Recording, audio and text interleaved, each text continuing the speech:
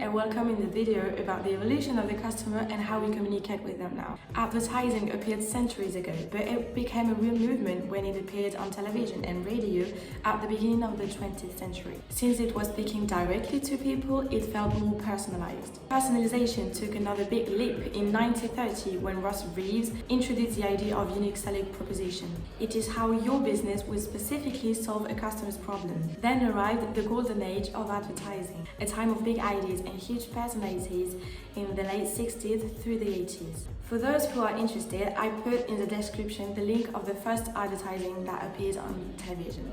At the beginning of the 90s appeared internet and new ways of communicating. The brand had to become more customer-centric and less about the product and the service, and display ads appeared.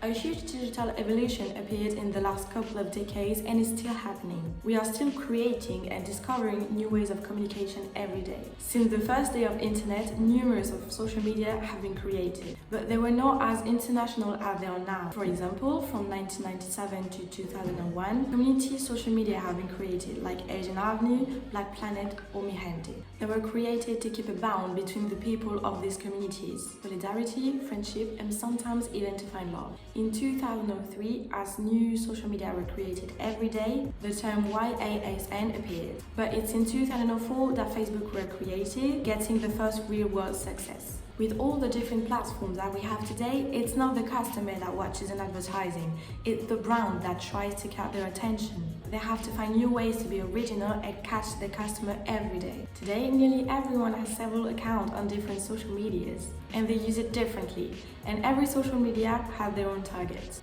Snapchat, for example, has more users under 30 years old and mostly teenagers, when Facebook is more used by 35 years old and plus, with posts that stays.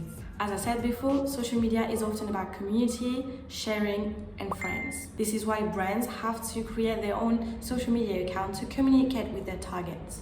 Nowadays, when we look for a brand, we check their Instagram, for example. It allows us to see if they are popular from the number of followers, and if they are liked by the number of engagements, like the comments and the shared. Thanks to the comments, we can also see the advice of the other customers, which is very important for some parts of the targets. With all those evolution, brands have to focus more on their image than on their products and services. They can have the best product in the world. If the communication is bad, nobody's going to buy it. They have to analyze carefully the customer behavior, do benchmark and follow the trends if they want to be noticed. And they have to do it for all the social media they want to be present in, as well as for all their targets if they have more than one. Today, more than ever, brands have everything to gain to be present in social media to know success. But we don't know about tomorrow yet. Thank you for watching this video.